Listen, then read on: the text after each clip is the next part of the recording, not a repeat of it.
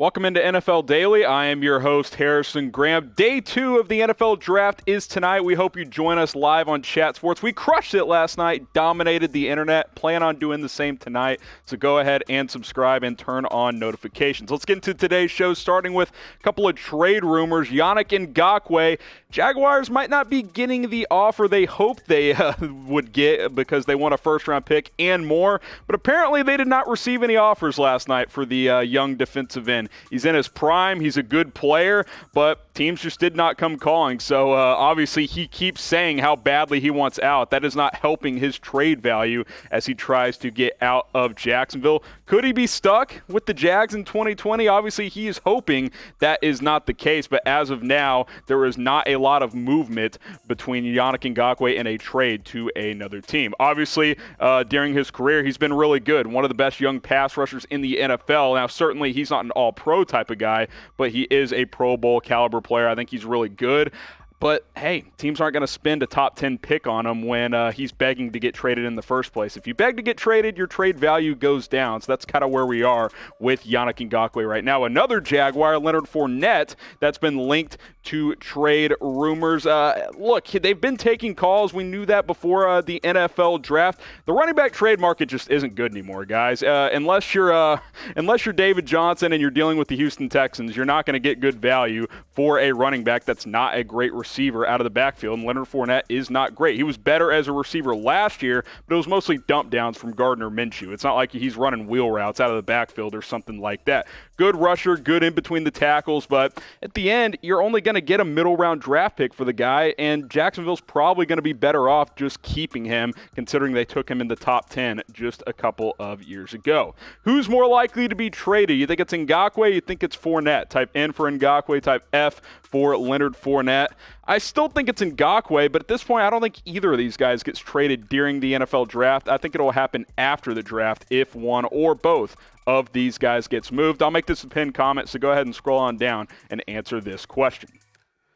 Some other draft rumors circulating around. These come from Ian Rappaport. Ross Blacklock or Denzel Mims are the two players the Bengals are focusing on at pick number 33. That is the latest chatter there. The defensive tackle out of TCU and the Baylor wide receiver. The Dolphins in Indianapolis are interested in trading down from their current picks of number 39 in Miami's case and 34 in the Colts case. And then the Saints, Jaguars, Falcons, and Jets are all interested in moving up. A lot of good players on the board. We'll outline some of those guys here in just a few moments. But first, want to remind you guys, we're going to be live for rounds 2 and 3 starting at 6 o'clock Eastern tonight. That's an hour before round 2 gets going. Join us. We had, over 1 million views last night on YouTube. We dominated all digital platforms. We greatly appreciate you guys who tuned in. We hope you do so again tonight. It'll be myself, Mitchell Renz, Tom Downey. We'll keep you guys live throughout the night. And then, of course, we'll be live again tomorrow as well for rounds 4 through 7. Go ahead and subscribe and turn on notifications so you know exactly when we go live here on Chat Sports.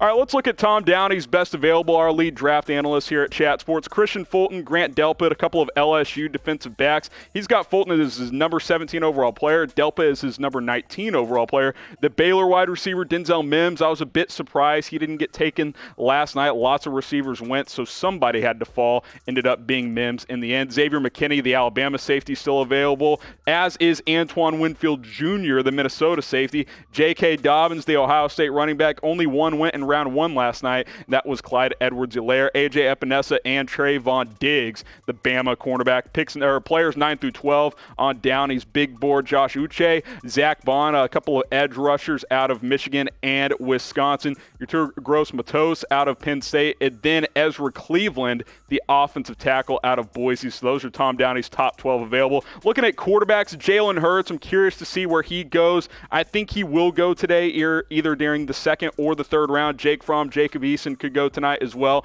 Anthony Gordon, probably more of a day 3 target, but those are the best quarterbacks available after 4 guys went last night.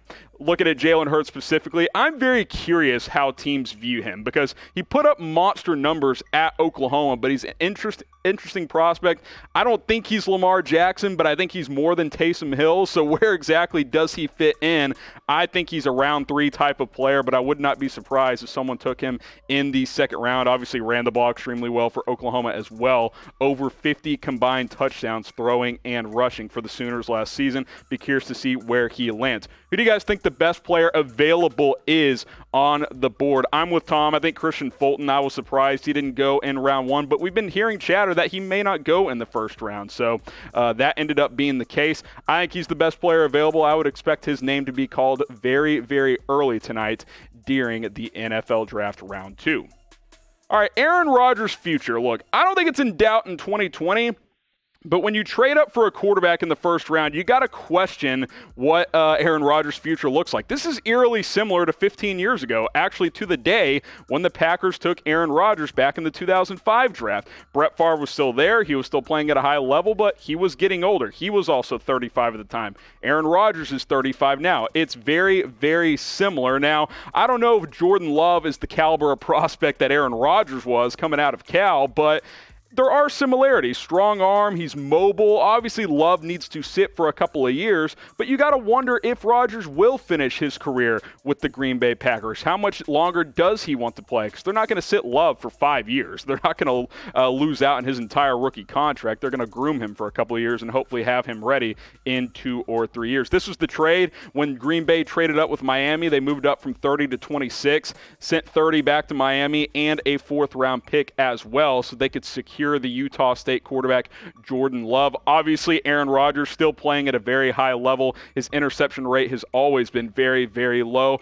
But you can see the decline slowly start to hit. The accuracy's a little bit lower. Obviously, I don't think he's going to have another 40 touchdown to 7 interception type season that he had in 2016. He's had a couple of injuries he's dealt with over the past few years. So I still like Aaron Rodgers. I still think he's a top 5 quarterback in the NFL. But as he gets older, how much longer is he going to be the Packers starting quarterback? 2 years? 3 years? I can't imagine it being more than 3 unless Jordan Love just flames out and he busts, which is very possible. He's a boom or bust type of prospect. But go ahead and predict how many more years will Rodgers be the Packers quarterback. Speaking of the Packers, if you want to pre-order a Jordan Love jersey, you can do so with our partners Fanatics. Go to this link, chatsports.com/Packers1. You can get any team. You just go to that link, chatsports.com, whatever the team is, and the number 1, and you can pre-order that jersey. You can get the CeeDee Lamb jersey for the Dallas Cowboys, get a Joe Burrow jersey for the Cincinnati Bengals. The link is chatsports.com, whatever the team is, and the number 1. You can get any rookie player on any team. Just go to that link. It'll be in the comments. It'll be in the description. That way you can go ahead and shop today. So go ahead and get yourself a brand new NFL jersey. Get yourself hooked up for the 2020 NFL season. Hopefully it starts on time. All right, some good news coming last night. Roger Goodell announced that Las Vegas will be hosting the 2022 NFL Draft. Obviously, they were supposed to host this year, but with the Big C crisis, they're having to do the draft virtually, obviously. Cleveland will have the draft in 2021, but then it will go back to Las Vegas in 2022. Obviously, the right move by the NFL. It makes sense. They're moving to Vegas. We all wanted to see them host it this year as they move from Oakland to Las Vegas, but obviously the Big C decided that was not going to be the case. But good on Roger Goodell. Good for the NFL for sending it back to Vegas in a couple of years. Like I mentioned, it will be in Cleveland next year. Are any of us really excited about that? Not really. I wish it was in Vegas next year, but it will be in 2022 and in 2023 as well. That's what the next 3 NFL draft sites look like. I'm excited for the draft.